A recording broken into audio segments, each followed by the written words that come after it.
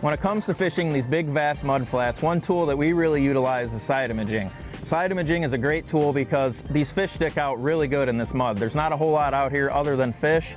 So when you see those marks, we're looking for more of those smaller marks. In this specific system that we're in right now, those big giant marks are probably going to be sturgeon, where if you look at more smaller pencil marks, those are going to be more of your walleye. But one thing you have to pay attention to is the shadow, because sometimes fish, they will look the same over the top, but the shadow, your more blobby looking shadows are going to be your bass, your sheephead, those kind of fish, where more of your straight and narrow shadows are going to be where your walleye marks and what we're looking for. These fish could be sitting off the bottom, obviously, so that's where you get that nice shadow with the side imaging, but 100 feet is a good place to start for side imaging, to the left and to the right. And when you're trolling, pay attention to that. Sometimes you might be a little inside the fish and you have to go left.